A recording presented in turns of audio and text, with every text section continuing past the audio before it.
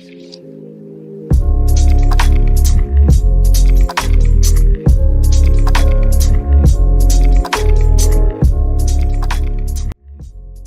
vai entrar nesse tema chamado apologética, né, que é um tema muito legal, interessante. Tenho certeza que talvez vai gerar bastante curiosidade sobre nós, e a gente vai poder discutir algumas coisas aí também ao longo desses dias. E hoje, o que a gente vai fazer hoje? Hoje a gente vai fazer uma introdução. O que é o meu desejo? Talvez nem todos tiveram contato já em algum momento da vida com essa doutrina, vamos colocar talvez assim, né? Essa matéria. Então hoje a gente vai fazer uma introdução à apologética. Vamos entender o que não é apologética, porque quando a gente define as coisas contrárias, nós conseguimos ter um parâmetro melhor do que a gente pode entendê-la, né? E vamos olhar esse objetivo da apologética e vamos olhar ela à luz, então, do evangelho, nesse sentido. E aqui na segunda aula, dependendo do horário, a gente vai fazer mais alguma coisa que eu vou mostrar a vocês. Hoje a ideia não é propriamente a gente entrar em debates, e a gente vai fazê-los, né? A gente vai entrar num debate na próxima semana, por exemplo, sobre a cosmovisão e criação, que a apologética ela vai discutir com assuntos da realidade de todos os seres humanos, que tem uma propriedade de apresentar a fé através de dúvidas, de crises, de incertezas, e esse é um pouco do que a gente vai fazer nesses tempos aqui, né? O que eu quero olhar hoje com vocês um pouquinho? Primeiro, como surgiu o conceito, né? Da onde surgiu, como foi usado as primeiras vezes. A gente vai recorrer, por exemplo, à filosofia grega, né? A entender onde foram as primeiras discussões de apologética. Nós vamos olhar para textos bíblicos, onde aparece a palavra apologia, né? Onde aparece, em certa medida, textos que estão corroborando para que a gente possa defender a fé. Que tipo de texto é esse? Em que momentos, por exemplo, que a Bíblia está nos chamando a defender a fé, a guardar a fé, a objetivar a fé? Existem dois campos da apologética, e a gente vai tratar hoje de um campo e na próxima semana, e nas outras duas, de outro campo, que nós chamamos do campo da apologética pastoral, ou seja, a apologética dentro de casa. Como é que a gente, dentro da nossa igreja, dentro da nossa comunidade, dentro do contexto eclesiástico, como nós defendemos a fé? Por que precisa defender a fé? Porque um pastor, por exemplo, precisa conhecer de apologética. Quais são as perguntas que, na maioria das vezes, as pessoas vão trazer para dentro da igreja? Os seus dilemas, os seus problemas, as suas circunstâncias. Um pastor, ele precisa saber defender a fé cristã. Então, existe uma apologética dentro de casa, né? Que se a gente não acertar dentro de casa, dificilmente a gente acerta fora. Se a gente tiver dificuldade de defender a fé cristã no púlpito da igreja, em meio ao povo de Deus, a gente não tiver argumentos básicos da fé cristã, fora vai ser mais difícil. Mas existe aquilo que a gente chama da apologética pública. O que é a apologética pública? É quando a gente vai para essa esfera da sociedade, onde, por exemplo, você vai ter um debate entre a criação, entre os cientistas e entre os teólogos. Você vai ter um debate, por exemplo, entre a filosofia, entre entendimento do cristianismo que se confrontam com a filosofia no dia a dia. A gente vai ter dentro das artes, né? Hoje, talvez um dos apologetas muito conhecido de nós, talvez nós nem saibamos que ele é um apologeta, mas o próprio C.S. Lewis, que escreve as Crônicas de Nárnia, que escreve outros filmes, é uma ideia apologética. É uma ideia de transpor para a cultura a fé cristã em uma forma de ela ser ouvida na cultura, por meio de um filme, por meio de um livro, por meio de um conto, por meio de uma história que entra no debate público, mas de uma forma criativa. De uma forma, a comunicar-se com a cultura, utilizando a própria cultura, porém trazendo elementos do cristianismo para debater com a cultura e expressar a fé cristã diante disso. Uma das coisas que vocês vão perceber ao longo disso é que a apologética ela promove em nós desafios, né? Ela mexe com o nosso pensamento, ela mexe com a nossa criatividade, ela mexe com as nossas curiosidades, mas ela também nos confronta. E acredito eu que a fé cristã, ela precisa lidar com este ambiente da razão, do raciocínio, da própria lógica, mas também da espiritualidade. Nós vivemos em um contexto histórico em que a fé cristã ela foi colocada como para fora do palco. Né? Hoje, ser cristão, para muitas pessoas, é ser, perdoe a palavra, é ser ignorante, é não pensar, é ser antiquado, é ser uma pessoa que não entende das realidades da vida. Cara, isso não é uma verdade. Isso, em certa medida, foi imputado sobre nós, de forma indevida. Ser cristão é pensar. Ser cristão é dialogar com todas as coisas. Quando a gente olha antes do século XVIII, onde vai nascer a era do iluminismo, que é a era da modernidade, a gente vai falar um pouco sobre isso, grande parte dos principais pensadores, cientistas, pessoas que existiam, eram cristãos, criam em Deus. E eram muito, muito, muito conceituados em todo o ambiente acadêmico, social. As principais faculdades vieram à existência a partir de cristãos. De homens, mulheres que de alguma forma pensaram e promoveram a fé cristã também no ambiente externo, para que pudesse influenciar toda a sociedade.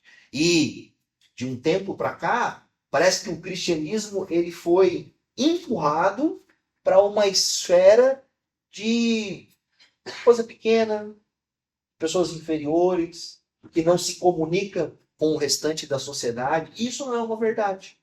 E o nosso desejo, talvez por meio da apologética, é recuperar esse diálogo produtivo, onde nós podemos comunicar-se com as artes, com a ciência, com a educação, com os meios sociais, de uma forma a mostrar que a fé cristã é tão importante, é tão relevante que qualquer outra filosofia e qualquer outras coisas. E é interessante porque muitos que se debruçaram, por exemplo, a esse debate público, e até pessoas que não eram cristãs, e foram então entrar em debates e se aprofundar, a tentar combater o cristianismo, quanto mais eles se aprofundavam, mais eles percebiam que o cristianismo, que a fé cristã, tinha muitas respostas. E ela era razoável e objetiva em contraponto aos seus próprios pensamentos e filosofias.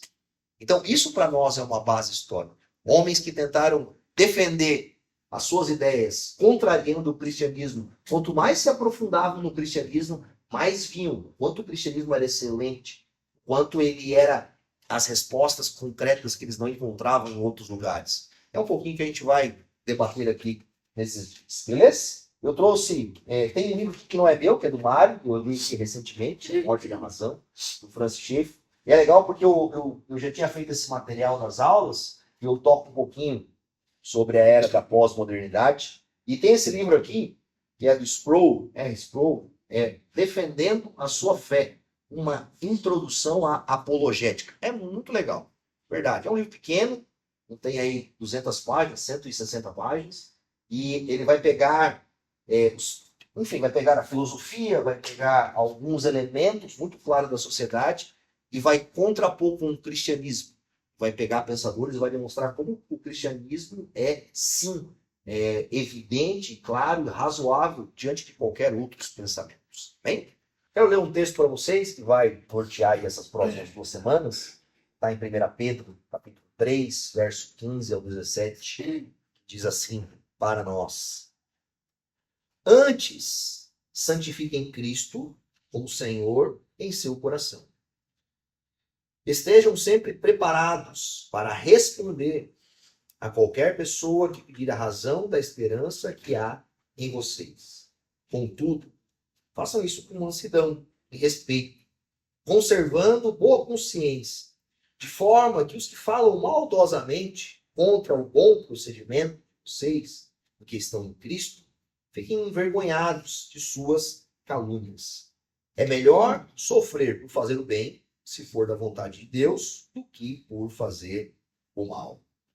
Pedro está chamando o povo de Deus a um objetivo. E esse objetivo que ele está nos dizendo tem a ver com responder. E essa palavra aqui, responder, termo similar ao termo da apologia, que é a ideia de que, na medida quando talvez nós somos confrontados, atacados, questionados, colocados à prova, o motivo da nossa fé, e isso acontece na nossa vida, né? Vários momentos da nossa vida. Que nós possamos saber responder a qualquer um que nos pedir a razão da esperança que há em nós. No entanto, Pedro faz algumas orientações. Isso deve ser feito com mansidão, respeito, conservando a boa consciência. E esse é um elemento que a gente vai ter que aprender um pouquinho sobre a questão da apologética. Porque, por vezes, a gente vai para esse campo do debate com falta de mansidão, com falta, às vezes, até de respeito. Né? É um ambiente que acaba muito mais produzindo, às vezes, uma animosidade, né? Crises, que ao invés de nós chegarmos a um denominador comum, as pessoas mais se afastam sobre isso. Porém, em algumas medidas, é natural que isso aconteça. Por quê? Porque o evangelho, por si só, ele confronta. Às vezes não é a palavra do Fabrício ou do fulano, é a palavra de Deus. E quando nós pontuamos, estabelecemos e nos posicionamos por meio da palavra de Deus, em meio ao incrédulo, o evangelho se torna ofensivo.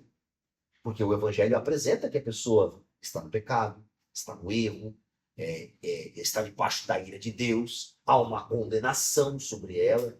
Então, o motivo, às vezes, dessa beligerância, dessa guerra, está nas mãos do próprio evangelho. O evangelho produz isso.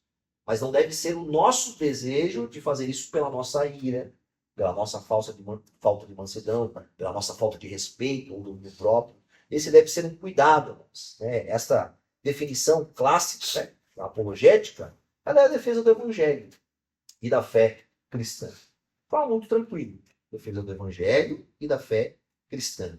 Quando a gente lê esse termo apologética, a gente não encontra esse termo propriamente nas Escrituras. Assim como a gente não encontra o termo Trindade nas Escrituras, mas nós entendemos que há o Pai, o Filho e o Espírito Santo, e então os teólogos vão cunhar uma palavra que defina o que é, por exemplo, a Trindade. Esse termo apologética deriva dessa palavra grega apologia, que nós encontramos na Escritura, mas ela vem de antes do período do Novo Testamento. Ela já surge já na Grécia Antiga.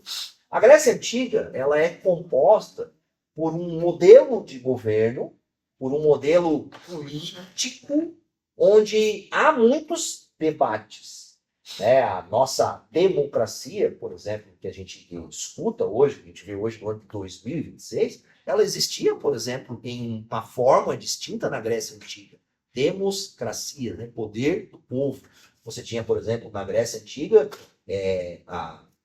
uma eclesia, que é o termo que a gente usa como igreja, eclésia, que era uma assembleia dos 500, que eles tomavam decisões junto às pessoas, que eles discutiam, que eles debatiam. Então, muitas vezes nesses debates eram apresentados elementos e esta forma de debater, de defesa, era chamada de apologia.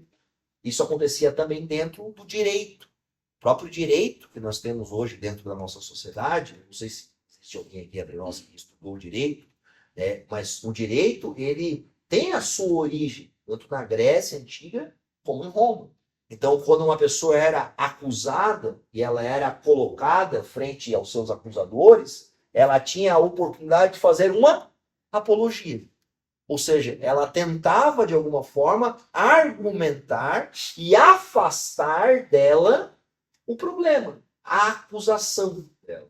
Às vezes, quando a gente olha hoje nos debates, a gente está vendo aí jornais, tem lá as brigas judiciais, você tem o advogado de defesa, você tem o juiz. O que muitas vezes o advogado de defesa está fazendo ali? Ele está tentando argumentar, fazer uma apologia sobre algo, defender.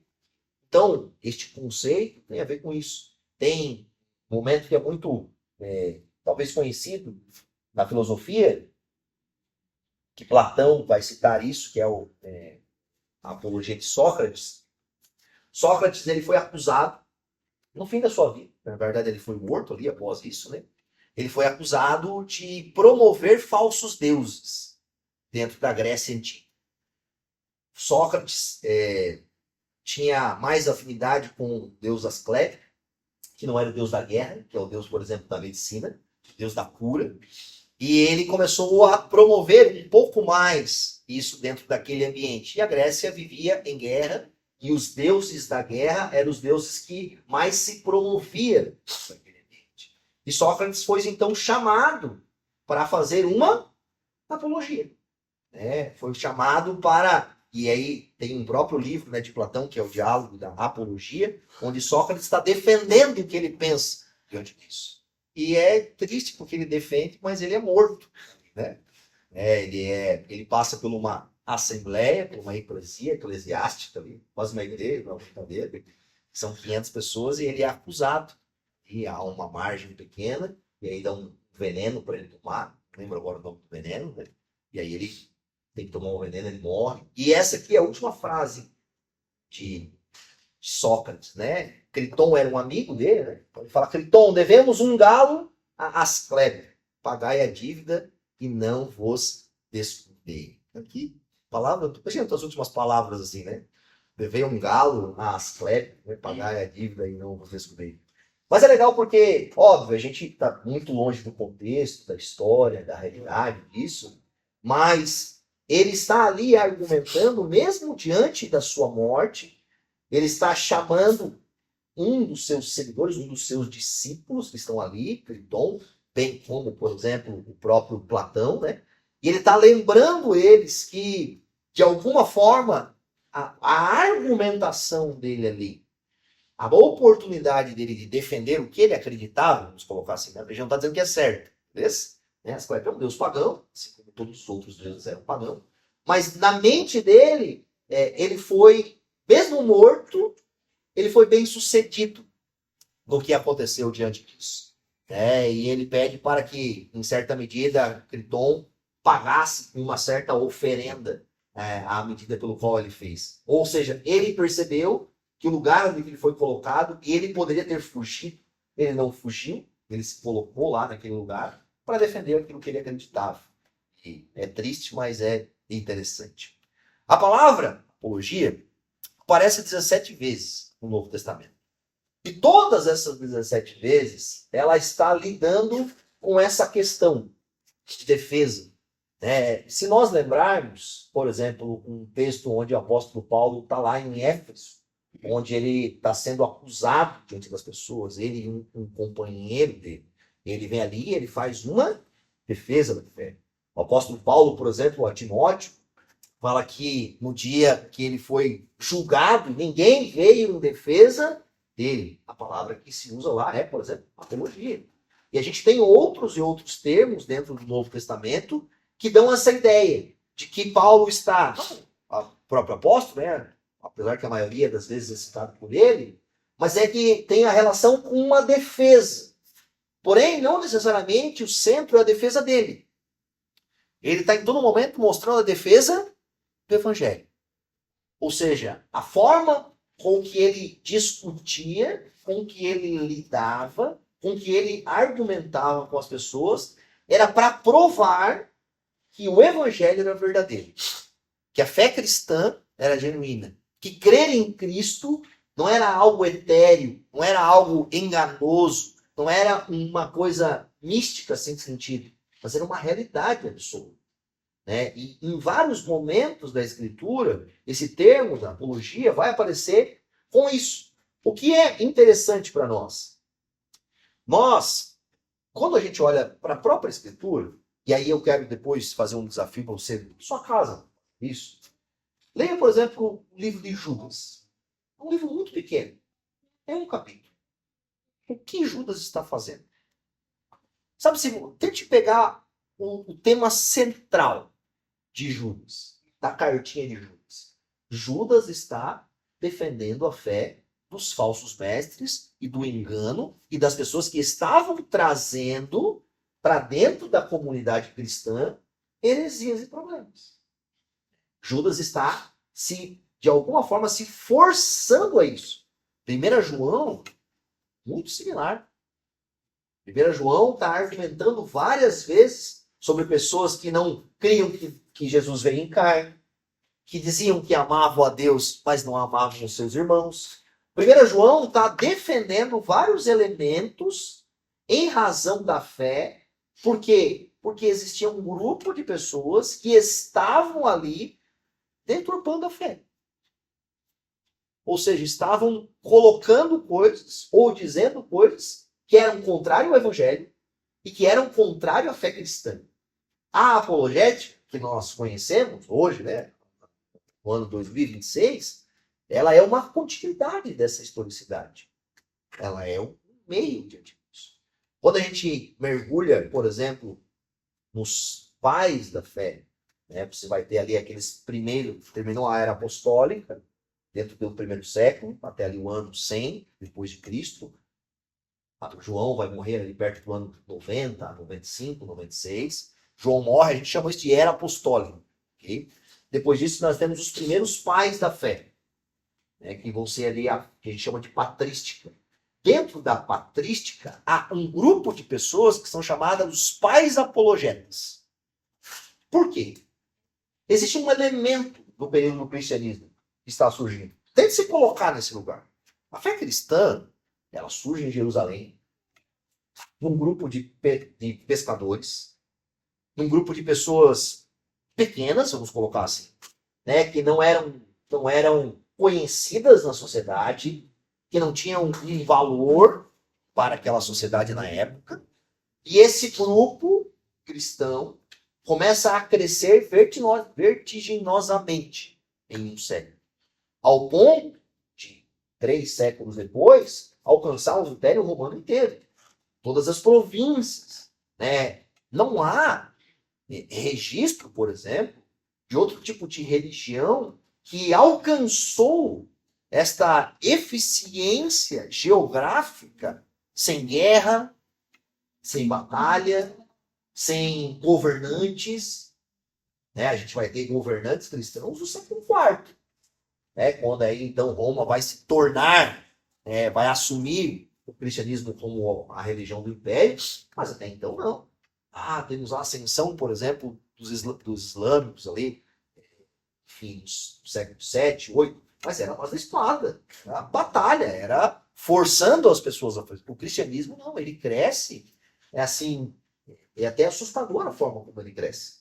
A gente sabe que é uma fé que o Espírito Santo traz poder, convence as pessoas, transforma, e isso é o caminho que vai dando essa extensão. No segundo século, você tem alguns problemas. Você tem os judeus, de um lado, que continuam, por exemplo, tratando o cristianismo como uma heresia, como algo sem sentido. Você tem os gregos, que vão debater a questão da filosofia e vão olhar para o cristianismo como um tipo de pensamento, um tipo de forma de cosmovisão. A gente vai falar um pouco sobre cosmovisão depois. Então você tem um debate diante disso. E você tem os romanos, que era uma nação extremamente politeísta, que matavam os cristãos, porque os cristãos não adoravam os deuses romanos. Não se dobravam aos deuses, não se dobravam em adoração aos imperadores. Então você vai ter um grupo dos pais da fé, que são os pais apologetas, que vão escrever tratados para contrapor essas pessoas. E um deles é Justino o Mártir. O nome dele não é o Mártir, né? O nome dele é Justino, ele é chamado de Mártir depois porque ele morre, né? Diante disso. É interessante que ele escreve um livro, a gente chama de livro, e ele entrega ao próprio imperador em Roma, debatendo e mostrando que o cristianismo não era uma fé equivocada e que as pessoas deveriam ajudar o cristianismo ao invés de perseguir o cristianismo, que o cristianismo trazia ética, moralidade, bons costumes. E Justino Mártir, ele foi um filósofo a sua vida inteira. ele era um platonista, ele conhecia de todas aquelas filosofias do primeiro século, né, de Platão, de Aristóteles, e ele se converte num debate interessante. Ele se converte num debate com um senhor, que ele vai chamar de um senhor sábio, que apresenta a ele o Cristo. E Justino Mártir, ele vai tratar o cristianismo, no século II, como um tipo de filosofia. Ele vai argumentar como se o cristianismo fosse a filosofia da filosofia. Fosse que os filósofos, até então, eles aprofundavam-se no conhecimento, mas eles eram cegos a um elemento que era a revelação divina. Então ele vai argumentar que a revelação divina, e aí ele vai usar qual palavra? A palavra do Evangelho de João, o Logos. Logos, que se fez carne e veio habitar entre nós, cheio de graça e verdade. Ou seja, ele vai argumentar que aquela verdade que todos falavam era o Cristo. E que Cristo, então, era a verdade absoluta sobre todas as coisas. E uma frase que a gente escuta, por exemplo, até hoje, que ela é de Justino Mártir, é a frase que toda verdade é uma verdade de Deus. E é interessante isso. Porque em algum elemento, sim. Por exemplo, 2 mais 2 é 4. Não está escrito nas Escrituras. Mas nós sabemos que é uma verdade. E por que é uma verdade? Porque Deus criou um mundo harmônico em que o Senhor é o Senhor da matemática e a lógica é dele. O mundo em que nós vivemos, ele é feito de elementos calculáveis, que são certos, que são objetivos. E da onde surge essa verdade? Um matemático, ele não cria esses elementos, ele descobre esses elementos na natureza, no pensamento, na lógica. Esses elementos estão lá. A distância está aqui, ela é calculável. Ela não foi criada. Eu criei a distância. Não, a distância sempre existiu. Eu apenas a entendi diante disso. O calor existe, o frio existe. Esses elementos naturais foram criados pelo Senhor. O que o homem faz? O homem, empurrado pelo locus divino, descobre a verdade dele e o categoriza. O que os grandes pensadores da era antiga sempre faziam? Glorificavam ao Senhor por meio disso. Quando você pega, por exemplo, até pintores antigos, músicos antigos, você vai perceber que eles, a maioria deles que eram cristãos, eles sempre glorificavam a Deus quando eles descobriam determinadas coisas, quando eles criavam determinadas coisas, porque a compreensão dele é que eu só posso fazer isso, eu só cheguei a essa conclusão, eu só percebi isso porque há um Deus criador que promove isso. E o debate de Justino Mártir, lá no segundo século, nos seus livros de apologia, tinha a ver com isso. Infelizmente ele morre.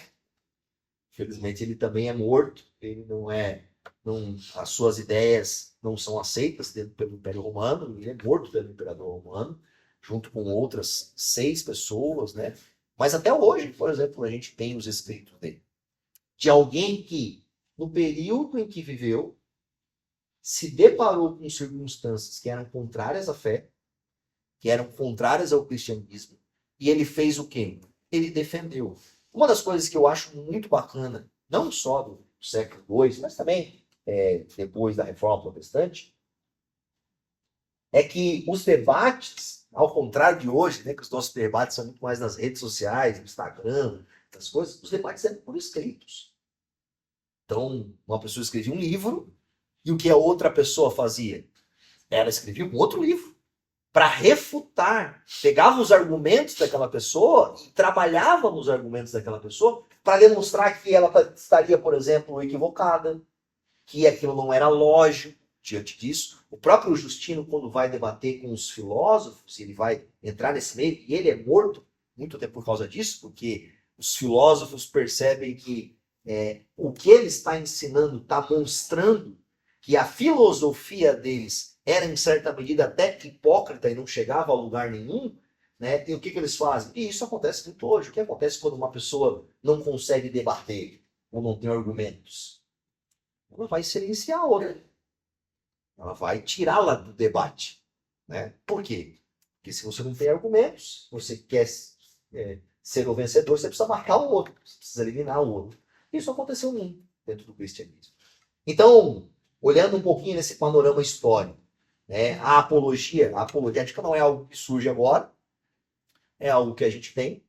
Nós vemos a Escritura fazendo isso. A Escritura nos chama a defender a fé e a guardar a fé. Nós vemos esses primeiros pais da igreja executando isso. E quando nós vamos para a reforma protestante, nós vemos um movimento muito específico disso. Por mais que às vezes nós não chamamos os reformadores de apologetas, mas em um grau específico, o que eles estavam fazendo?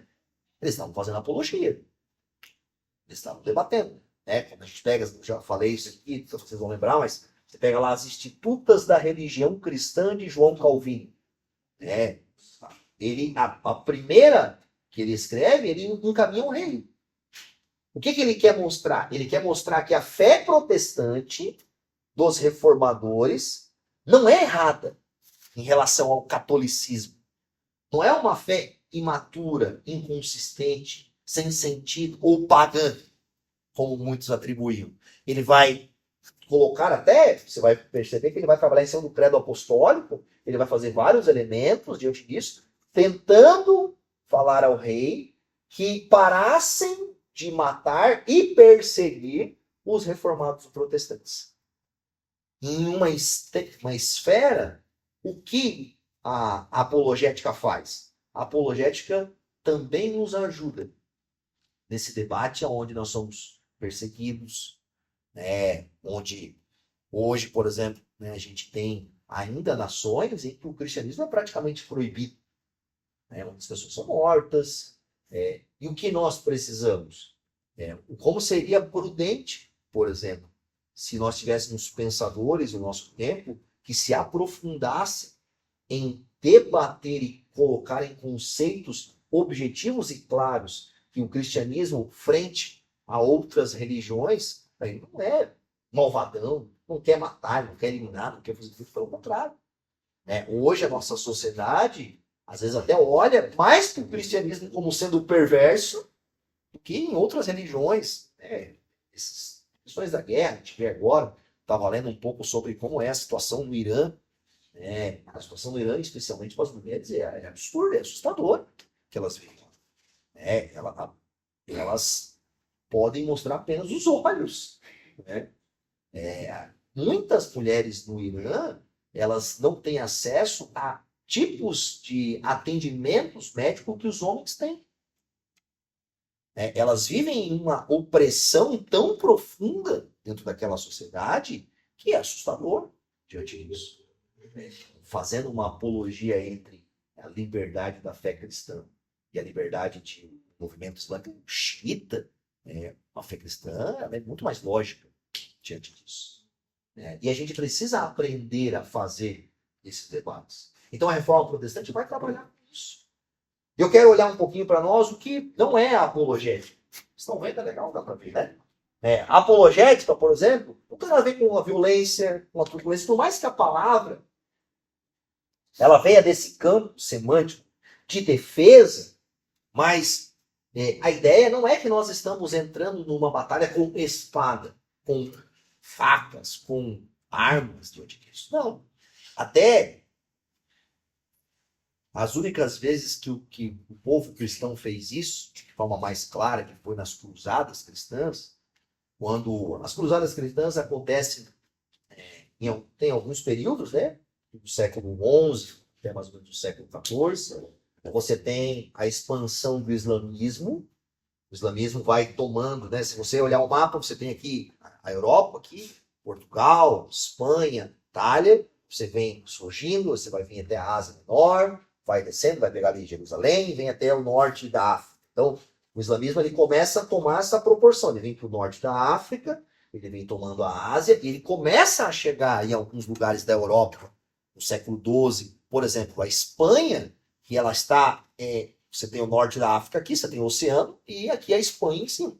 A Espanha foi tomada pelo islamismo, período, se eu não me engano, do século XIII. Uma das cruzadas é para quê? É para tirar os islâmicos de lá e retomar aquele ambiente e cristianizar aquele ambiente. Às vezes a gente tem na nossa mente que as cruzadas eram apenas para ir nos povos indígenas e fazer os índios cristãos.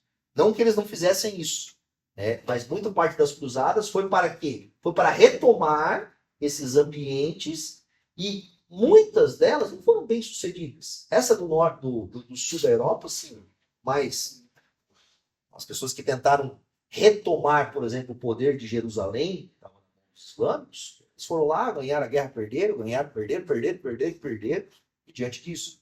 Mas era a ideia do quê? De talvez ir colocar o cristianismo à força. Né? O cristianismo não é ganho à força, nesse sentido. Por isso que a apologética também não deve ir para esse lado do debate, nesse sentido. A sabedoria da apologética não é uma técnica só para vencer debates, para humilhar as pessoas, de maneira nenhuma. Não é essa reação. E esse é um cuidado nosso. Por quê? Porque a gente tendencia a ter uma relação e uma reação muito hostil às pessoas pagãs.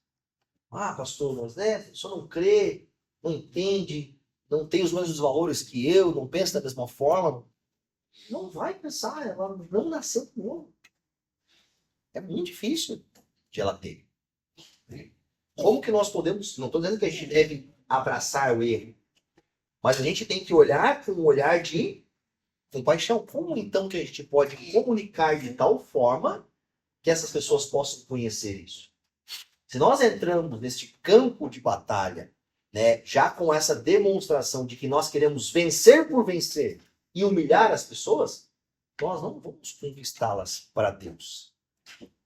Esse sentimento de nós contra eles vai ser sempre muito forte diante disso.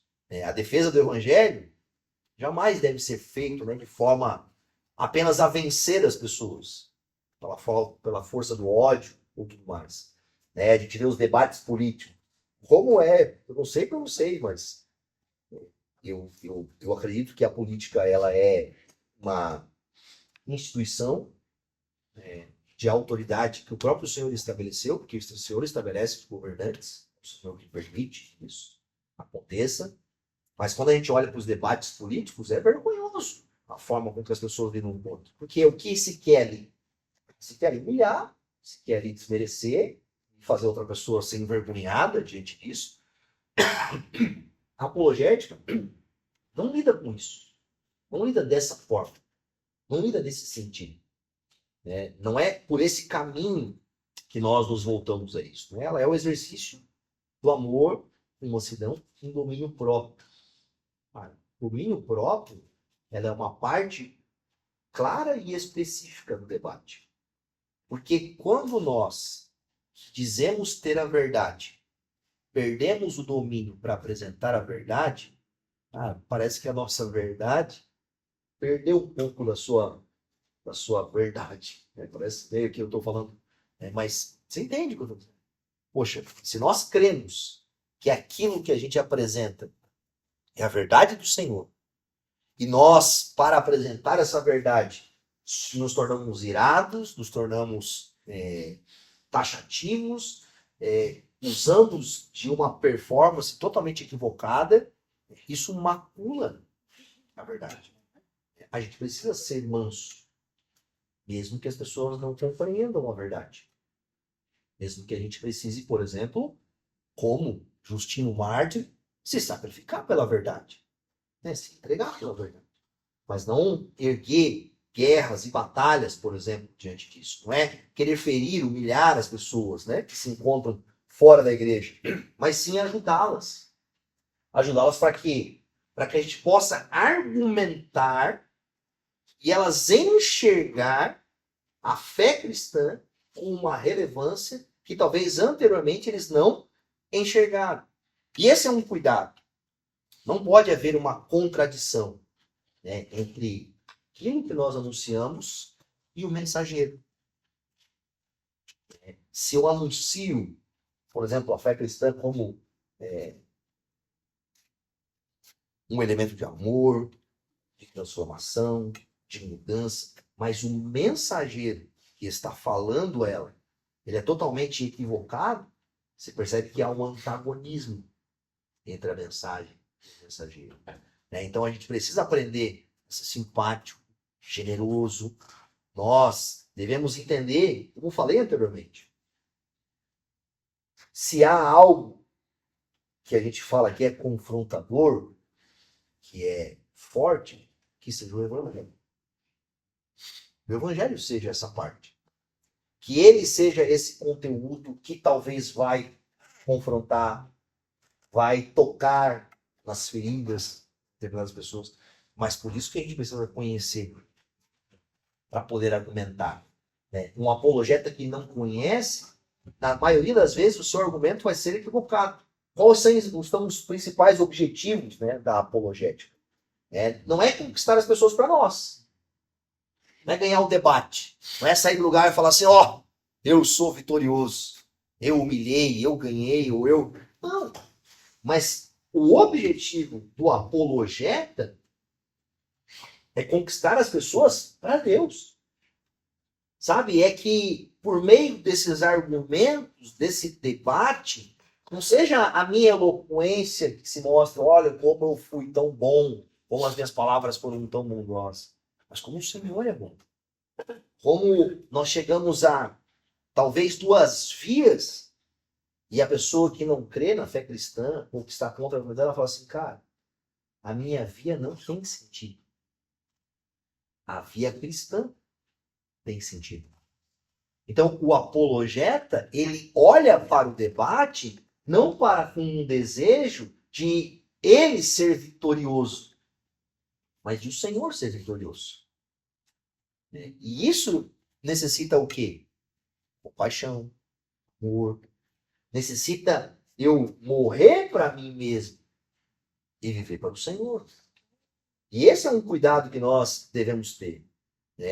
Nosso desejo é sempre, de alguma forma, seja aqueles que estão afastados, reaproximar de Deus, ou aqueles que estão fora, levá-los a ter uma fé piedosa, de compreensão.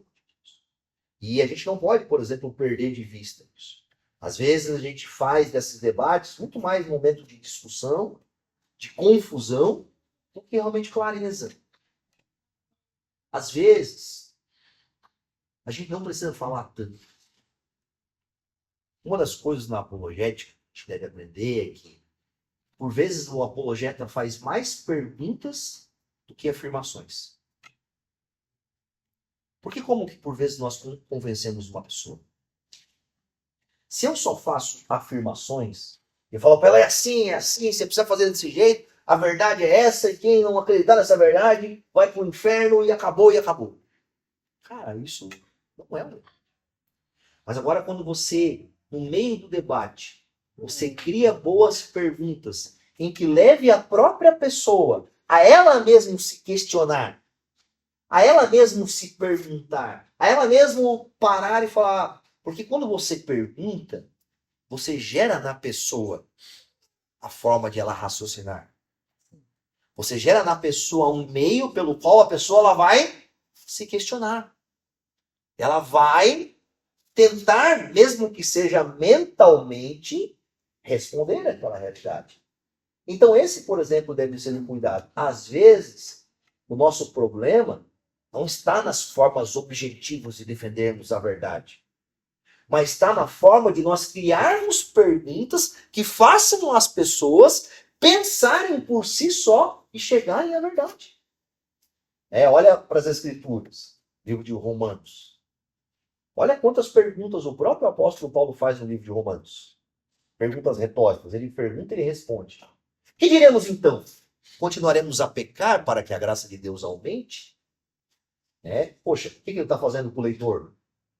Ele está levando o leitor a se perguntar, a se autoanalisar. Mas ele mesmo responde, de maneira nenhuma. Paulo faz várias perguntas. Ele está criando esta forma de levar as pessoas a ir a um raciocínio por si só e perceberem que não há outro meio, não há outra forma. Né? Eu lembro quando Paulo, aos Coríntios, capítulo 12, se não me engano, ou 14, quando ele está falando dos dons, ele faz perguntas retóricas também. Todos são profetas? Todos são os apóstolos? Todos falam em línguas? Né? O que Paulo está querendo dizer? Aquele povo estava olhando para os dons e pensando nos dons de forma errada. O que Paulo faz? Perguntas. Para que eles possam responder. Para que eles possam, em si mesmo, raciocinarem e perceberem que, logicamente, era errado o que eles estavam pensando. Deus designou alguns para isso, alguns para outros. E esse deve ser o ponto nosso. Será que nós sabemos fazer boas perguntas? Essa deve ser uma lembrança. Vocês já viram, talvez vocês já perceberam isso, mas geralmente quando eu monto um sermão, o esqueleto do meu sermão são perguntas. São perguntas. Eu monto ele através de perguntas. O que, se eu tivesse no seu lado, eu perguntaria sobre esse texto? Sabe? Quais são as palavras, quais são os termos, quais são essas questões que talvez seria um motivo das pessoas quererem saber. Certo? Então, nós precisamos aprender muito mais a fazer perguntas. Cristo trata assim com os discípulos. O que as pessoas dizem que eu sou? Pergunta para os discípulos. Ele está mexendo com eles. Eles vão dizer que tu és João Batista. João Batista tinha morrido recentemente. Então, corria ali na rádio fofoca de Jerusalém ao redor que Jesus era o João Batista ressurreto. Uns diziam que você é Elias, porque havia uma profecia do retorno de Elias. Né? E aí Jesus escuta eles, tal, beleza. Mas e vocês, quem dizem que eu sou? Jesus está chamando eles ao quê? A usar a mente deles. Usarem a lógica deles. Usarem o raciocínio deles. E nós devemos nos fazer perguntas. Eu não vejo problema nenhum nas perguntas. As perguntas, elas são muito boas dentro da fé cristã. A fé cristã, ela necessita de boas perguntas. Quando a gente entra para um cristianismo que só quer impor goela abaixo nas pessoas, e você tem que fazer assim, e você tem que usar aquela roupa, e você não pode ver aquela TV, e você não pode fazer... a gente se sente em meio a uma fé estranha. Sabe? Imposta, impositiva. E aí a gente começa a se questionar, mas será que é isso mesmo? A Bíblia nos chama a colocar à prova os ensinos, as coisas. Um apologeta, ele ajuda a equilibrar esse colocar à prova, a esse fazer as perguntas, a esse responder isso. Portanto, aqui uma dica, por exemplo, para vocês, diante disso. Sei lá, talvez alguns tenham filhos, talvez alguns tenham situações na faculdade, trabalho, questionamento com as pessoas, circunstâncias. Como que nós vamos lidar com o debate? Talvez nós precisamos aprender a fazer perguntas que não tenham outra resposta, a não ser a verdade cristã. Não tem outra resposta. E a gente não precisa responder. Tem alguns momentos que Jesus contou as parábolas, umas coisas, e os discípulos depois falaram assim, olha, o que tu quis dizer com aquilo? Imagina eles indo para casa. Mas Jesus está louco. Que história é essa que ele contou? Que fato é esse que ele disse? Eu lembro de um amigo meu, um dos primeiros amigos meus que se converteu após a minha conversão. Ele era meu melhor amigo. E eu lembro que um dia ele veio na minha casa e ele percebeu, obviamente, que havia uma mudança na minha vida, no meu caráter, nas coisas. E aquilo ele ficou confuso, porque a gente era amigo há 15 anos, fazer todas as coisas erradas possíveis, né? E eu lembro que ele veio, frente da minha casa, assim, e ele conversou comigo e eu fiz algumas perguntas para ele. Eu lembro que a gente tinha ido num show de uma banda lá, e, cara, foi terrível, porque eu tinha me convertido. Então, eu trabalhava numa loja, essa loja promovia alguns eventos. Eu fui lá. E a mente que eu tinha antes da conversão, e eu tô falando aqui de poucos meses, e a mente que eu tinha depois, cara, aquilo não fazia mais sentido nenhum para mim.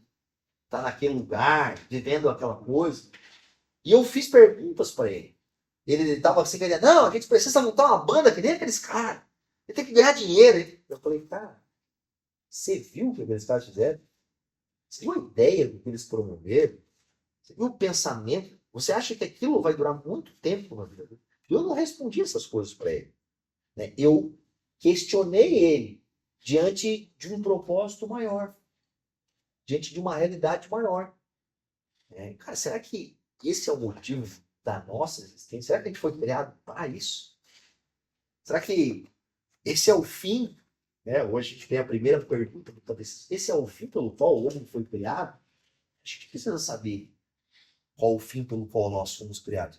Essas perguntas fazem coisas. Boas perguntas. A frase aí do Jonas Madureira, né? Um bom apologeta não é aquele que fala o que você já sabe com palavras que você não conhece, mas aquele que lida com questões difíceis e profundas com a habilidade de ensinar a todos com simplicidade e humildade. Esse é um cuidado. Por quê? E eu falo que eu erro muitas vezes nisso. Às vezes, a gente quer mostrar para a pessoa o quão sábio a gente é. A gente quer usar termos, a gente quer usar jargões. A gente tem uma linguagem cristã que às vezes o povo nem entende. Né? O varão, quem? Né? Sabe, às vezes você vai conversar com uma pessoa que nunca leu a escritura.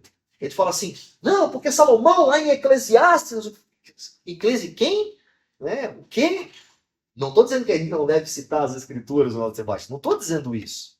Mas às vezes a gente precisa entender que nós temos que simplificar.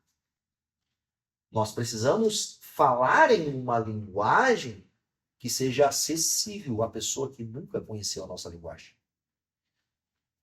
Nosso Deus fez assim conosco. Ele se fez carne e veio habitar entre nós. Ele esvaziou-se a si mesmo. Se fez servo.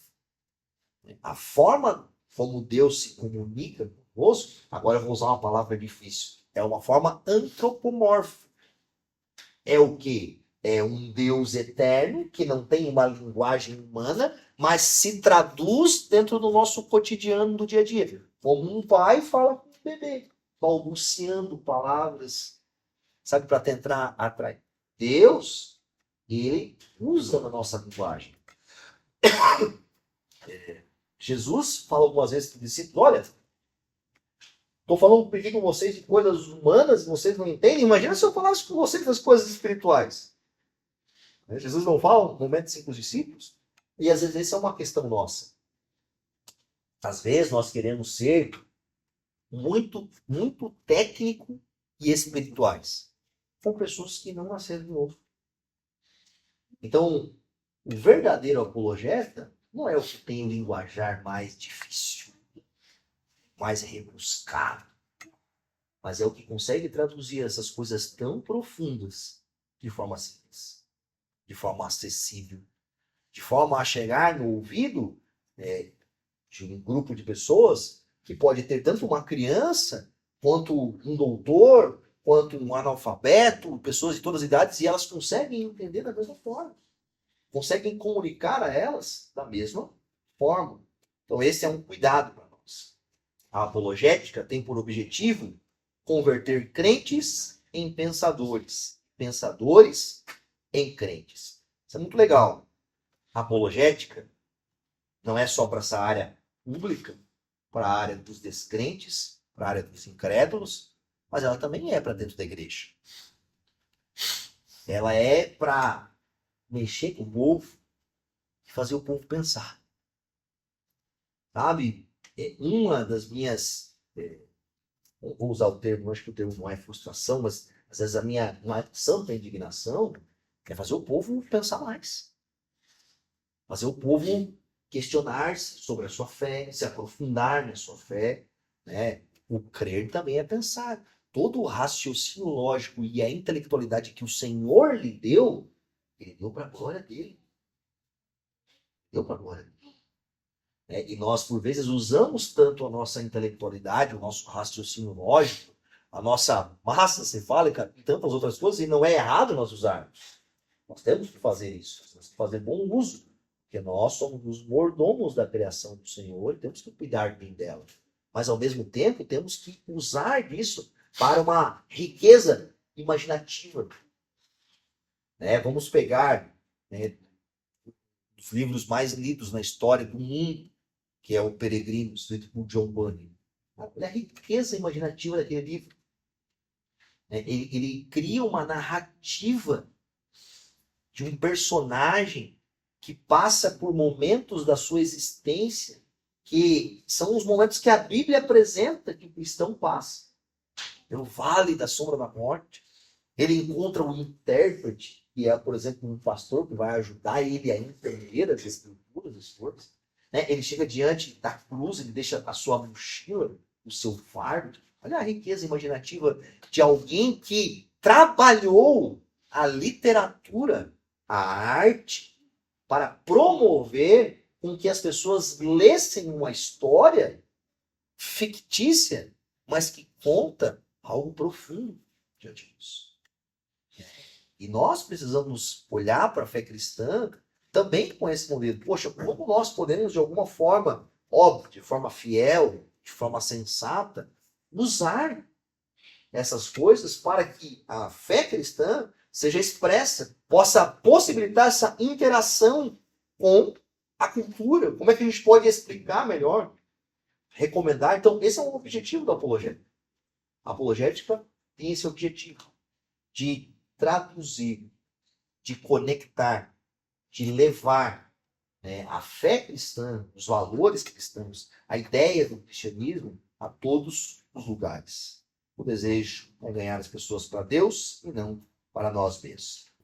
Então, uma das coisas que é um objetivo da apologética é responder perguntas difíceis.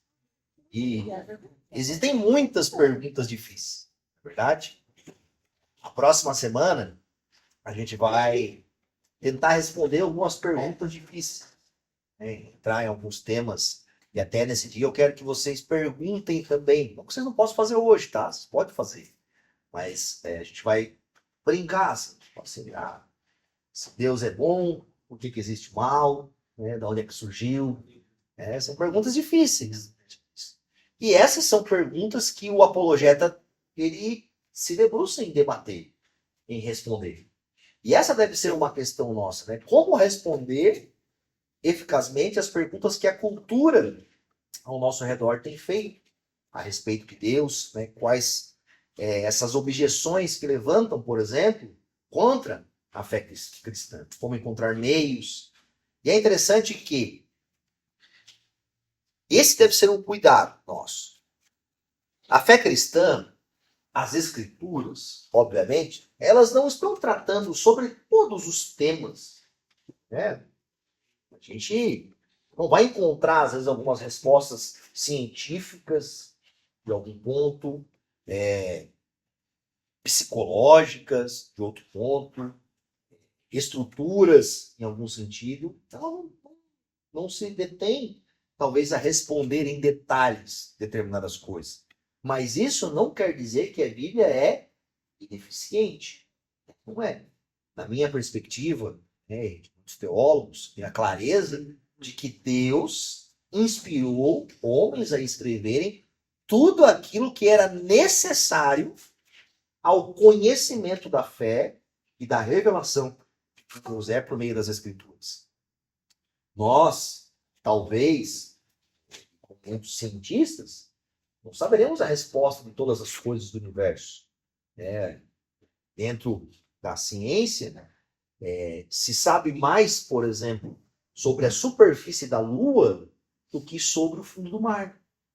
Existem lugares dentro dos oceanos de tamanha profundidade que os cientistas não conhecem. Existem tipos de animais, tipos de seres, e a ciência ainda está conhecendo. E por que isso é importante para nós? Porque, às vezes, argumenta-se que nós, cristãos, deveríamos conhecer, talvez, todas essas respostas. E não necessariamente. Sabe, não saber algumas coisas, é parte da vida cristã. É parte da vida cristã. Você pode, por exemplo, eu sei que existem profissionais, a Thaís aqui é veterinária, pode estudar a vida toda. Pode fazer quantas pós, mestrado, doutorado, e ela vai se deparar com uns tipos de organismos e animais que ela não vai conhecer, que vai ser uma limitação para ela. E assim em todas as áreas da ciência. Não é verdade? E isso não é ruim. Isso não é ruim. Mas por que eu estou falando isso? Porque talvez, às vezes, a gente entra numa ideia de que a gente também tem que saber todas as respostas das coisas. E a gente não sabe. Algumas vezes pessoas mandam mensagem no WhatsApp, Instagram, perguntando algumas coisas. Às vezes fala para a pessoa, olha, dá um tempinho, vou pesquisar, vou ler o texto bíblico de novo. Eu não preciso ter pressa para responder às pessoas também, tudo momentaneamente, para mostrar que eu sei alguma coisa. Esse deve ser um cuidado nosso, sabe? Porque a humildade, ela constrói uma ponte nesse caminho. E a arrogância e a soberba, ela constrói um muro. Quando às vezes nós somos arrogantes e soberbos no fato de respondermos as coisas, e às vezes nem queremos responder, então damos uma resposta de qualquer forma, só para acabar com o assunto ali, cara, a gente ao invés de criar uma ponte com aquela pessoa, nós construímos um muro. Dificilmente ela vai te perguntar de novo. E talvez ela vai olhar para você, ou para outro cristão, e vai dizer, esse daí não dá para falar mesmo. Tem conversa. Então, não tenham dificuldades em dizer as palavras tão simples. Não sei. Não sei. Não sei. Vou conversar com o meu pastor, perguntar para alguém, vou pesquisar sobre isso. Porém, todavia, existem perguntas que a apologética, e aí aqueles que desejam lidar com isso, precisam se aprofundar. Nós precisamos ter também determinados tipos de respostas. E é importante, mesmo que as pessoas não acreditem. Mesmo que as pessoas não acreditem. Mas nós sabemos que é verdade. Quando a gente pega, por exemplo, a questão da criação. Eu, particularmente, tenho convicção, total certeza, que Deus criou todas as coisas num período de 7 dias. Não tem problema com isso. Sei que para muitas pessoas é um problema. Porque a ciência, porque isso. Porque... Eu não tenho problema. Se foi há 10 mil anos atrás, ou talvez se foi há um pouco mais de tempo, ok. Eu acho que existe, a gente pode ter uma esfera dentro desse debate diante disso. Mas pela fé as Escrituras nos falam. Cremos que Deus criou os céus e terra. A Escritura me fala isso. Ela me fala. Então, um dos principais elementos de um apologeta, isso deveria ser claro, o seu objeto principal de fundamentação para suas respostas é a Escritura. É a Escritura. Um apologeta cristão, ele não pode argumentar ou contra-argumentar ou fundamentar-se em elementos que ele pode até usar a ciência, a racionalidade, a filosofia, e não há um problema diante disso. Mas ele deve usar essas coisas naturais para desembocar na revelação de Deus. Para caminhar para aquele lugar. Para mostrar, por exemplo. O Sproul, esse livrinho aqui, ele faz isso. Ele pega, por exemplo, tem uma parte que eu acho muito legal, onde trata de um filósofo, Immanuel Kant, que não era cristão, mas que, dentro da sua filosofia, ele trabalhou a ideia de que se há um senso de moralidade e justiça, estamos falando do filósofo Kant, ele trabalha na sua filosofia que se há um senso de moralidade e justiça no ser humano, que está nele e em qualquer um, provê de algo antecedente a ele. Isso um cara ateu, ou agnóstico, falando nesse sentido. Isso vai falar, olha, ele está falando o que a Bíblia nos fala. Romanos vai falar que esta consciência que o homem tem, por exemplo, é proveniente do Senhor, que colocou em nós. Então, você vai usar o argumento da filosofia, do filósofo, que numa medida não está errado, ele só não descobriu o que é que cria essa consciência em nós. Ele não sabe dizer por que a gente tem isso. Mas isso é um elemento que, para ele, transcende a raça humana. Nós sabemos por que transcende. Porque vem de um ser, Deus, Criador, que é justo e tem atributos de justiça em si e nos criou a sua imagem e semelhança e colocou na sua criação esse senso. Nós sabemos. Então, a gente precisa olhar para as perguntas e aprofundar nela e falar, cara, se toda a verdade é a verdade de Deus, vai desembocar na revelação de Deus em algum ponto. Vai chegar lá. O apologeta precisa fazer esse caminho. Sabe? Ele vai pegar aquela circunstância, ele vai quebrar a cabeça dele diante disso, ele vai debruçar e ele vai fazer o caminho. Ele vai sempre retornar, e aqui é só uma brincadeira, né? Ele vai sempre retornar ao Éden. Ele vai fazer o caminho da onde as coisas saírem. E a gente também precisa, por vezes, fazer isso. A gente precisa fazer o caminho de volta. Por quê? Porque às vezes a gente quer fazer o caminho de ida para frente. E às vezes a gente não chega a lugar nenhum. Então a gente precisa fazer o caminho de volta. A gente precisa olhar as coisas numa perspectiva bíblica e teológica e falar aonde eu encontro isso nesse sentido. E a gente não pode, por exemplo, querer responder de forma eficaz as perguntas da sociedade, da antropologia, dos problemas sociais, das relações humanas, sem remeter-se ao Criador, sem entender a partir disso. Repito, mesmo que as pessoas não creiam assim. Mesmo que para elas esse caminho seja estranho de chegar até lá, mas nós não sabemos que é. Ou seja, não se faz apologia em crise de fé. Um bom apologeta que quer defender, ele precisa ele precisa conhecer o Senhor. Eu quero estudar apologética e aprender. Óbvio, eu tenho minhas crises de fé, tenho meus problemas, não tem problema sobre isso. Mas eu quero me tornar um apologeta. E eu quero debater. Então eu tenho que ter minha fé fundamentada. Sabe, eu preciso ter bases muito claras. Porque eu vou ser confrontado. Se eu quero ir para o ambiente público, acadêmico, em uma esfera onde que eu vou lidar com pessoas que não estão nem aí porque eu creio. Porque fazer apologética na igreja, em uma medida, não é difícil.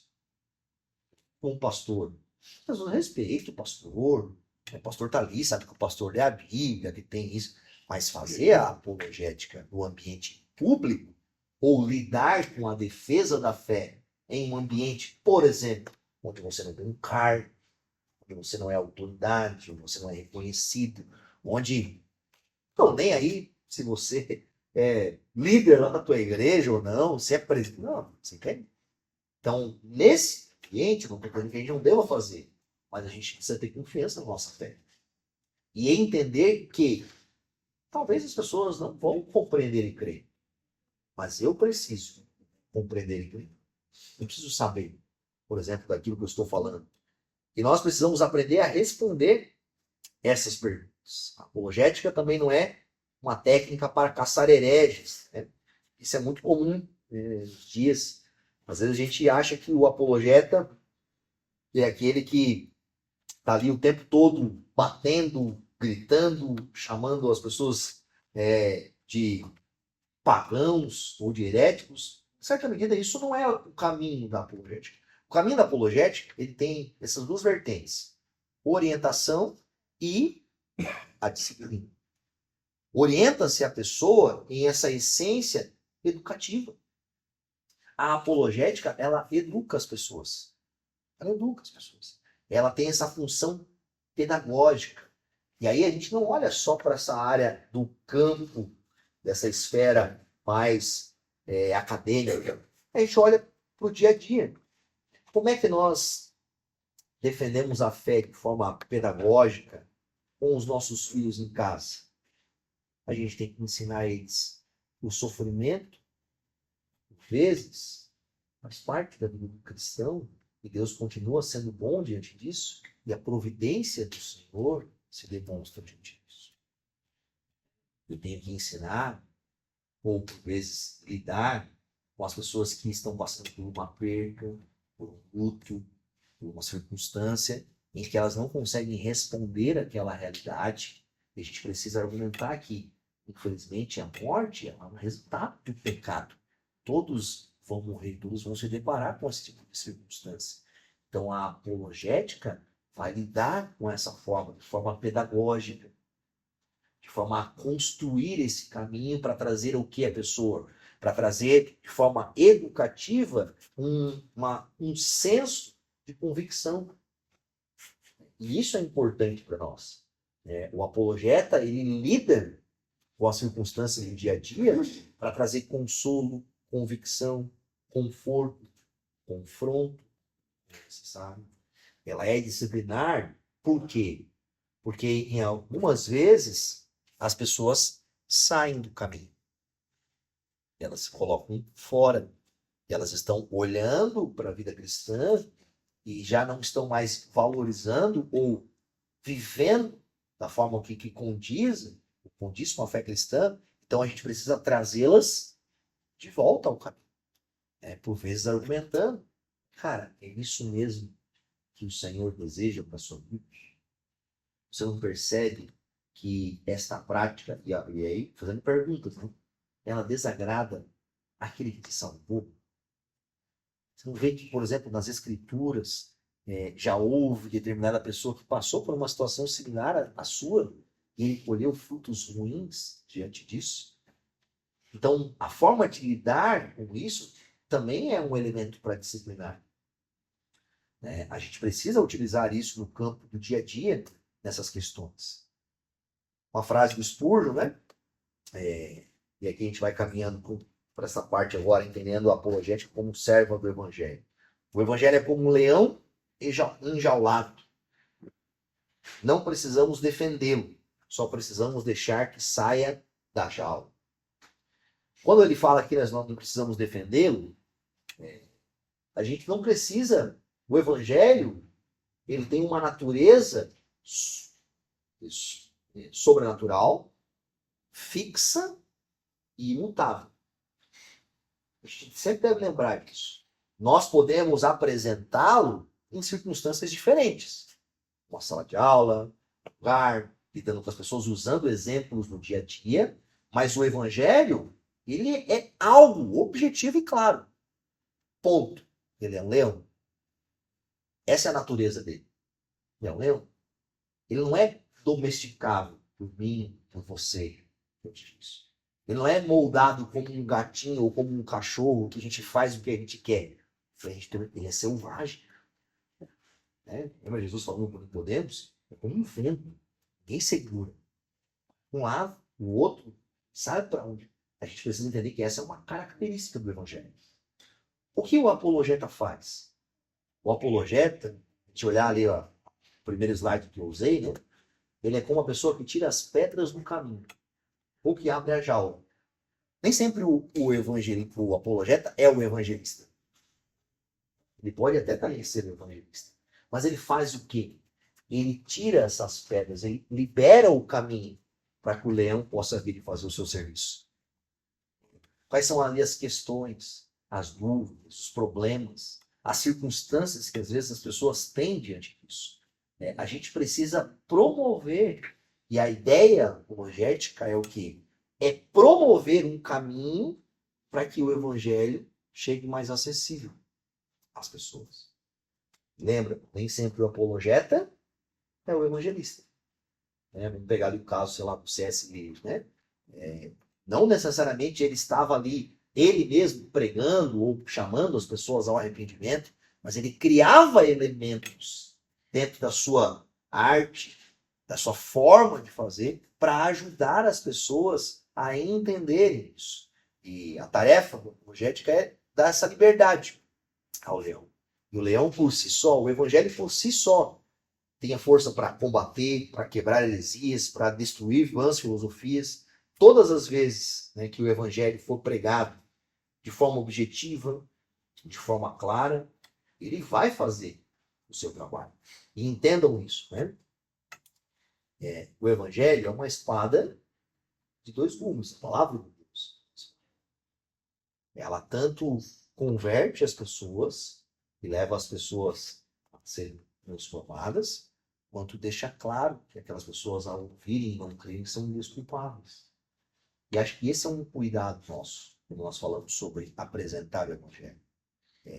Obviamente que nós devemos apresentar o evangelho para que todos creiam, todos cheguem ao conhecimento do Senhor. Mas a palavra de Deus, ela tem essa realidade. Ela tem uma realidade de trazer as pessoas ao arrependimento, e ela tem uma realidade de mostrar que aquelas que não se arrependem são indesculpáveis porque ouviram e não creram diante disso. E por isso que o evangelho, como um leão, tem essa dupla característica.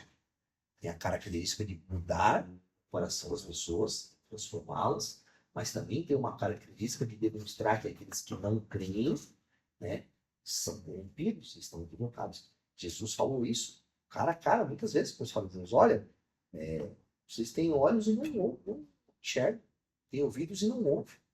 Jesus, em algumas vezes, confrontou aquelas pessoas cara a cara, dizendo que eles, por não ouvirem e crerem no Filho de Deus, já estavam condenados. Você que é pesado sobre isso. Mas Jesus tratou dessa forma.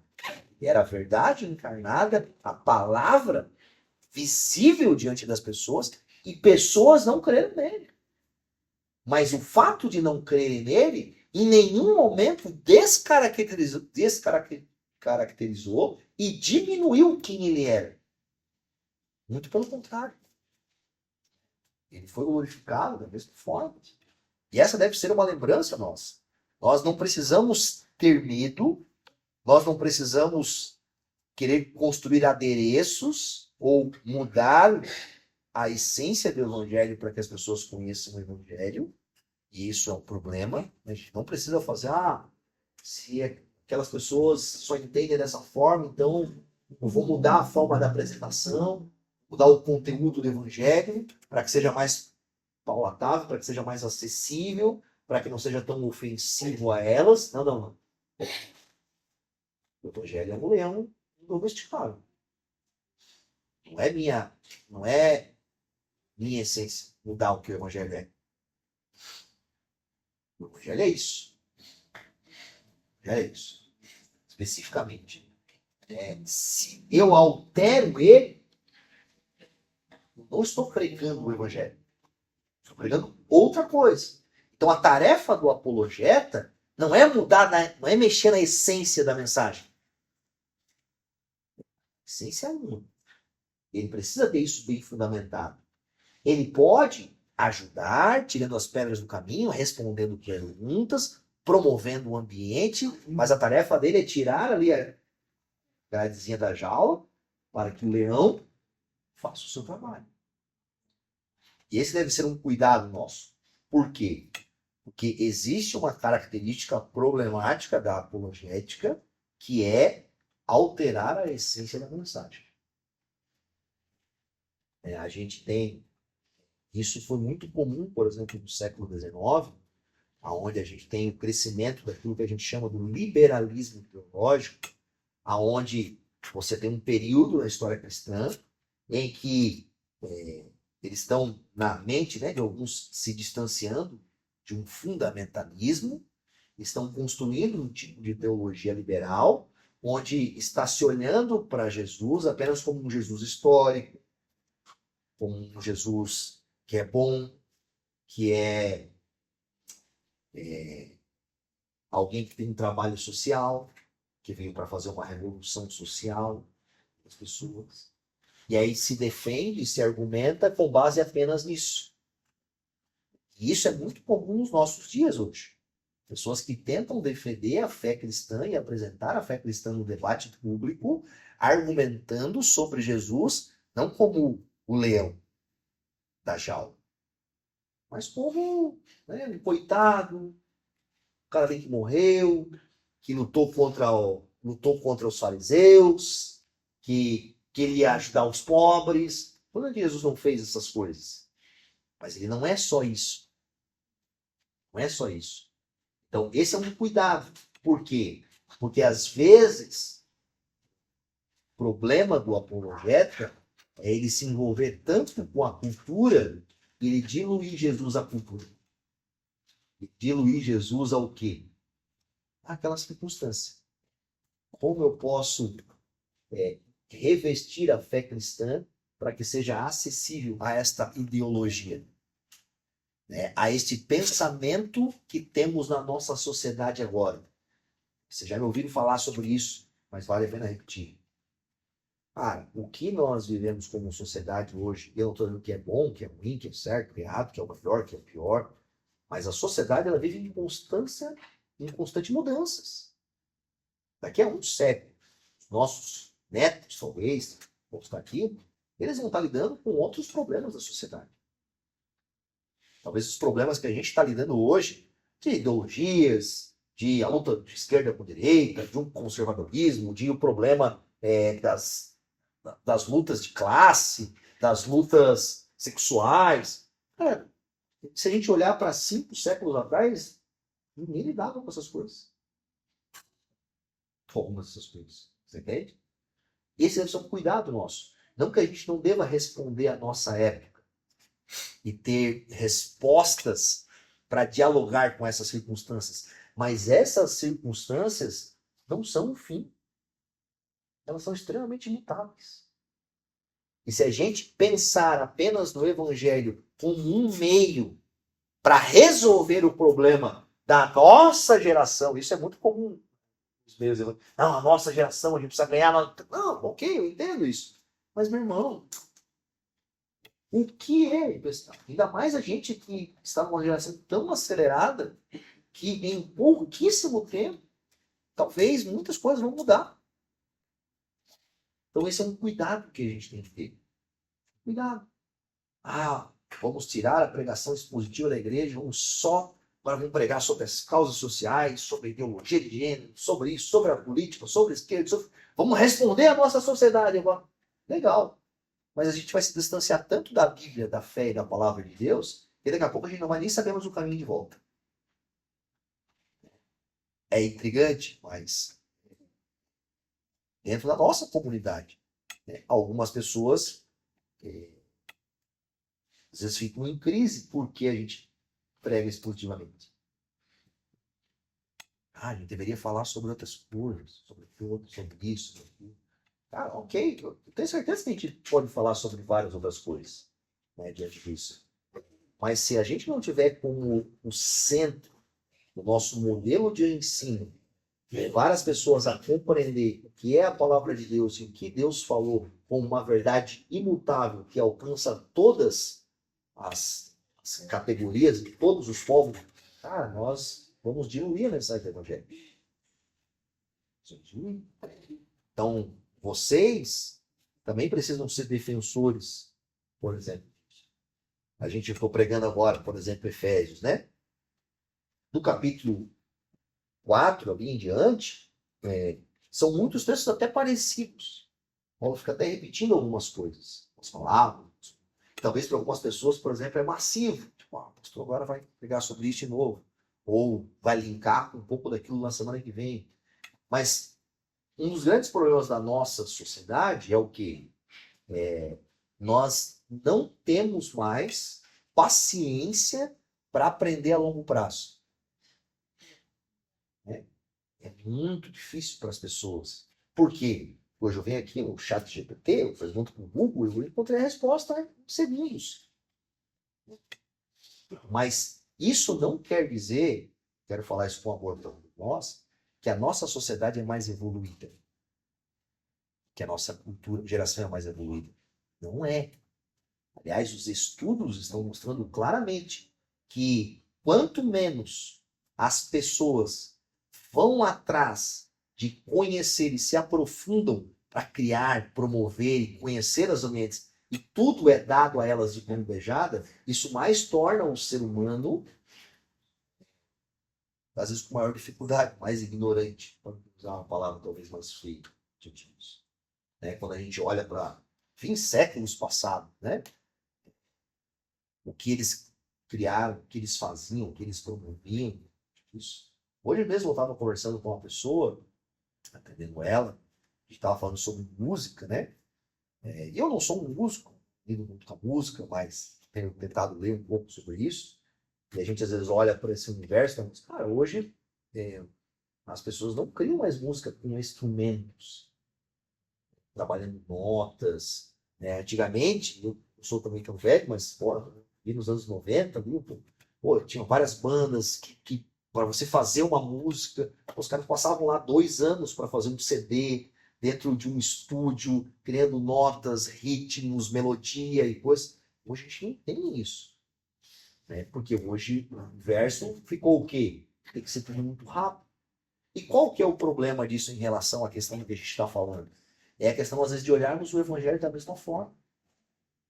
Sabe? Olharmos para a fé cristã da mesma forma. A gente precisa aprender a ter paciência com algumas coisas. E lidar com a paciência é bom. Eu sei que muitas pessoas têm usado, eu uso alguns meios de comunicação para aprender e tudo mais, mas é um cuidado. A gente não pode se contentar e achar que ter todas as facilidades vai nos fazer uma geração mais sábia. Talvez não vá fazer. Talvez vai fazer mais comodidade. Vai talvez nos dar mais conforto em algumas coisas, rapidez em algumas coisas. Mas isso não necessariamente produz um autoconhecimento e uma racionalidade lógica de fazermos nós nos aprofundar. Então, tome cuidado para você também não se acostumar a esse tipo de coisa. Né? Se acostumar a ter tudo pronto, resolver todas as coisas, pegar tudo pronto na internet. Diante disso, use com sabedoria, mas entenda que o processo da nossa própria forma de ser humano exige de nós racionalidade, exige de nós esforço, exige de nós produção. Isso é bom para nós. Isso é bom para nós. Quanto mais nós nos afugentamos disso, ou nos colocamos em distância disso, isso é ruim. Enfim, apenas um desabafo aqui sobre isso para nós. Beleza? O apologeta, ele conhece que quando a gente fala sobre uma pessoa que lida com a apologética no dia a dia, ele precisa conhecer o terreno do inimigo. Eu quero debater sobre, por exemplo, sobre a fé cristã no ambiente acadêmico das faculdades, que é uma crise muitas vezes, né? Questão de lidar com o ser humano, com a antropologia, com o apoio social, mas o cara não conhece, ele não sabe, ele não lê o livro contrário à fé cristã, ele não lê ou percebe os argumentos contrários àquilo. Então o nosso debate ele fica sempre raso. Eu tenho ali um livro do Franklin Ferreira, que é a Teologia Sistemática do Franklin Ferreira. E eu gosto muito, depois eu vou pegar para vocês verem. Ele faz o quê? Ele trata várias doutrinas. Então ele pega, por exemplo, a doutrina da salvação. E aí ele vai trazer ali, como é a salvação dentro dos islâmicos, dentro do hinduísmo, dentro... O que ele faz? Ele olha para o inimigo, vamos colocar assim, estou usando como inimigo, botei até entre, né, tem aspas ali, não é para ser um inimigo real, né, de guerra. Mas ele olha para esse campo e fala, o que ele pensa disso? Então, na apologética, o que nós precisamos fazer? Nós precisamos aprender sobre coisas que talvez a gente nem queira aprender. Né? Que talvez a gente ache que mas é importante para nós. Pô, às vezes você está lidando com uma pessoa que tem um determinado tipo de pensamento, tem um determinado tipo de crença, que tem, cara, que recebeu aquilo de informação dos seus pais, da sua cultura, da sua sociedade. A gente precisa ser empático e ir até esse caminho para compreender. Para que a gente possa tirar, em certa medida, talvez com essa sabedoria, esse telhado que está sobre aquela pessoa e ela possa por si só ver que, nossa, talvez isso aqui não era o que eu deveria cair. Mas se a gente não conhece, a gente acaba caindo no mesmo sentido. O apologeta abre essa porta, né? Então ele vai ao caminho do inimigo, ele lida, ele tenta entender, ele ouve. É interessante, Jesus fazia perguntas para um cego. O que você quer que eu faça contigo? O que você quer que eu faça? Parecia bizarro pensar assim. Era cego. Era óbvio que ele ia pedir para Jesus. Mas o que Jesus está fazendo? Ele está indo ao diálogo com a pessoa. Ele está questionando a pessoa sobre aquelas circunstâncias, sobre o problema dela, sobre o que ela pensa. Então, nós vamos até lá, mas também nós convidamos as pessoas. Às vezes a gente quer convidar sem antes entender. Então, um exemplo para você. Talvez você tenha algum amigo, algum irmão, algum parente, algum familiar, alguma pessoa na faculdade que você vê que os valores, que a forma de crer dele, o pensamento dele é totalmente diferente. Talvez você primeiro precisa entrar ali. Toda que você vai crer da mesma forma que ele. Mas a gente tem medo, né? Mas envolver, saber, perguntar. Não, o que você pensa disso? Para você é assim. E na medida que você consegue uma abertura, ou seja, o apologeta tem essa abertura nesse terreno, ele também consegue convidar as pessoas para o seu terreno. E ali o Salmo, né, até coloquei sobre ele, provai e veja como o Senhor é bom. É um caminho para nós trazer as pessoas e provar. Eu quero caminhar aqui para o finalzinho. Eu já li esse texto uma vez aqui dentro do culto, mas eu quero ler ele de novo. Quero ler um texto aqui das Crônicas de Nárnia. Isso aqui é o livro das Crônicas de Nárnia, né? Que é o leão, a feiticeira e o guarda-roupa. Diz assim para nós. Quando vocês virem Aslan, hão de entender tudo, disse o senhor Castor. E chegaremos a vê-lo um dia? Perguntou Susana. Mas é claro, filha de Eva. Foi para isso que os trouxe até aqui. Vou guiá-los até ele. E ele é um homem? Perguntou Lúcia. Aslan, um homem? Disse o senhor Castor, muito sério. Não. Não lhes disse que ele é o rei dos bosques, filho do grande imperador de além do mar? Então não sabem quem é o rei dos animais? Aslan é um leão. O leão, o grande leão. Ah! Exclamou Susana. Estava achando que era um homem. Ele é de confiança? Vou morrer de medo se ser apresentado a um leão. Ah, isso vai mesmo, meu anjo. Sem dúvida, disse a senhora Castor. Porque se alguém chegar na frente de Aslan sem sentir medo, ou é mais valente de todos, ou então é um completo tolo. Mas ele é tão perigoso assim? Perguntou Lúcia. Perigoso? Disse o senhor Castor. Então não ouviu o que a senhora Castor acabou de dizer?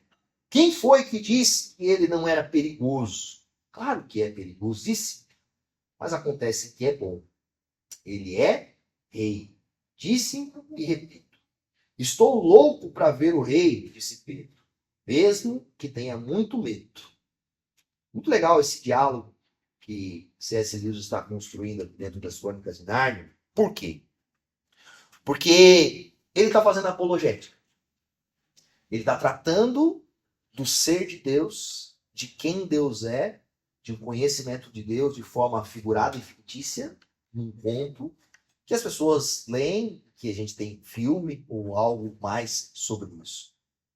E acredito que a forma com que ele trata, ele demonstra que existe ali então o Senhor Castor, que eles estão dentro de Nárnia, dentro do guarda-roupa, ou seja, eles estão em um ambiente onde eles conhecem esse rei, conhecem o Senhor, e eles estão lidando com pessoas que estão fora.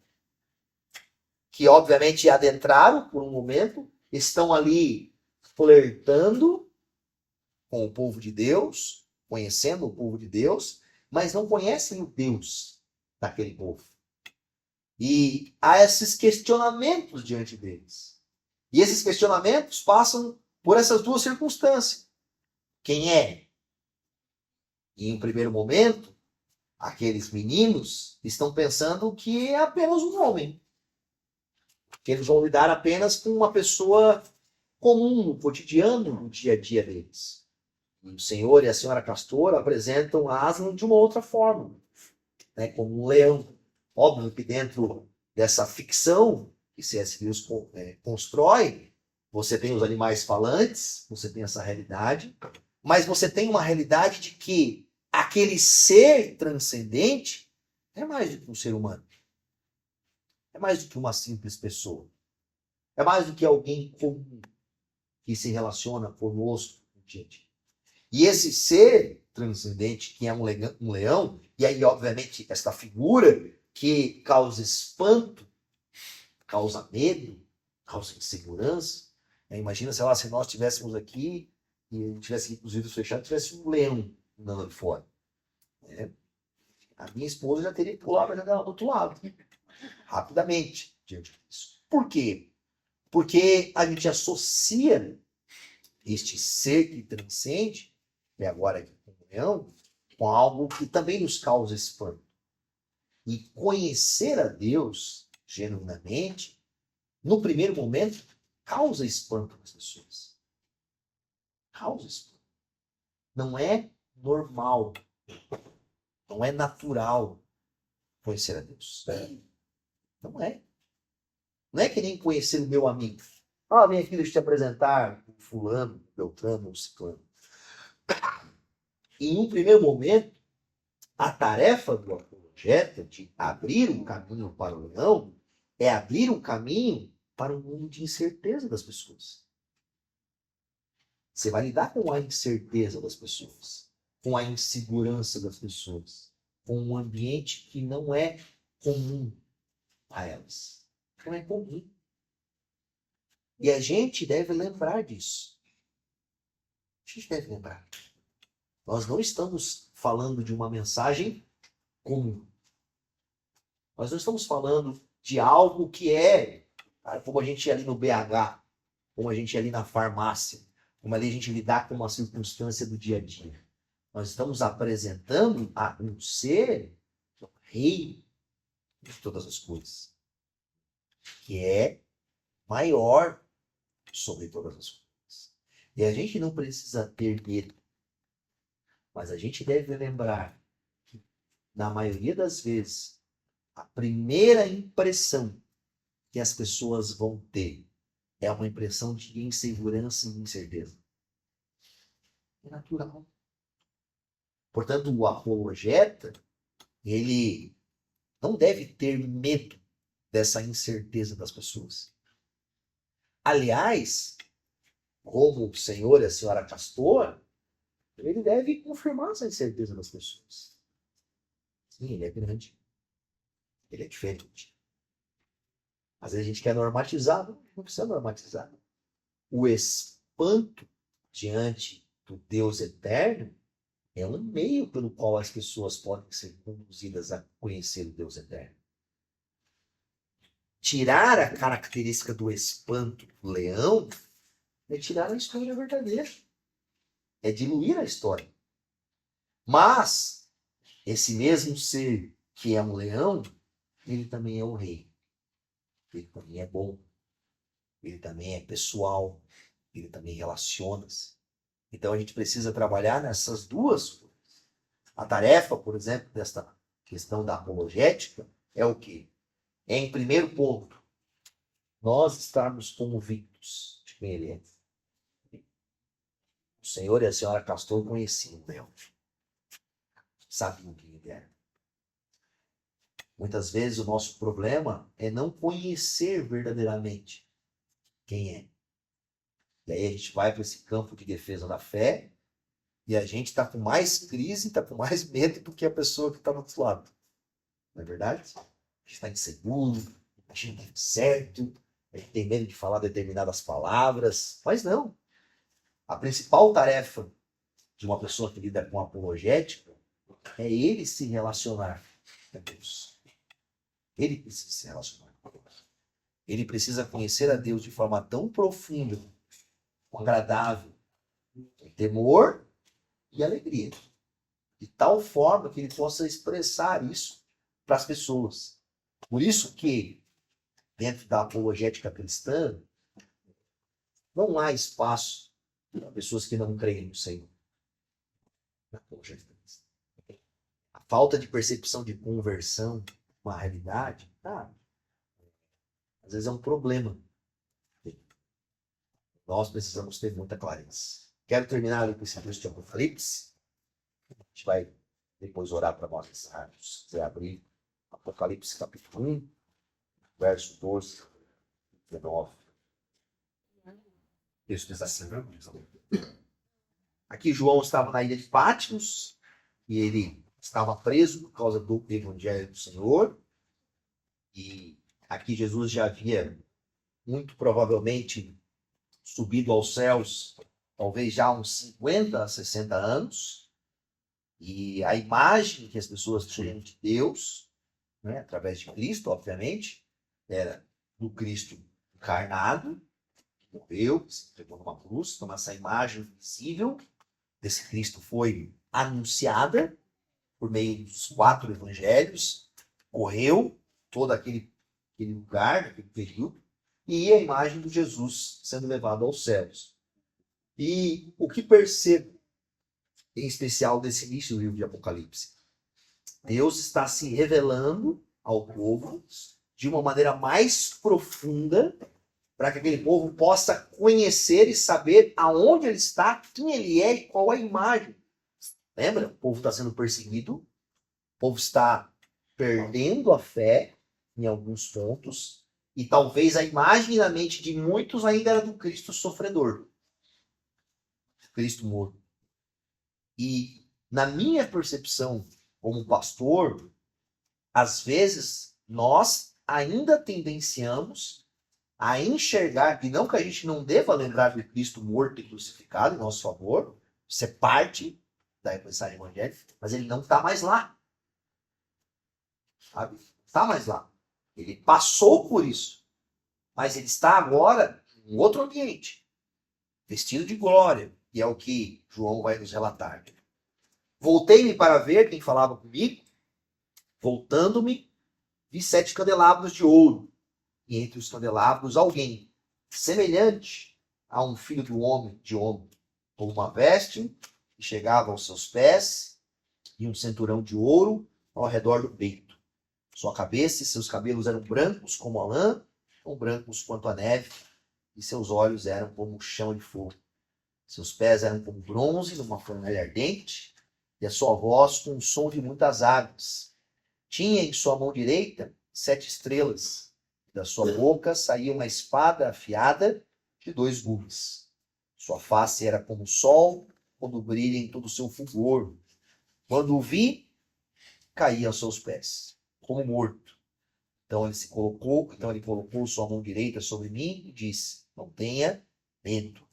Eu sou o primeiro e o último. Sou aquele que vive, estive morto, mas agora estou vivo para todo sempre. E tenho as chaves da morte e do Hades. Escreva, pois, as coisas que você viu, tanto as presentes quanto como as que hão de acontecer. Nós devemos lembrar que, na nossa defesa da fé, aquele que nós proclamamos é tanto O homem que foi morto, mas como o homem que está assentado, vitorioso, poderoso, adornado de majestade, honra e glória, de que quando uma testemunha ocular, né, foi até esse lugar, que é João, ele caiu de joelhos como morto. Assim como o Senhor, a senhora Castor, aqui das Crônicas de Nárnia, que tinham muita certeza de quem era Aslan, né? Tinha muita alegria, tinha muita confiança de quem era.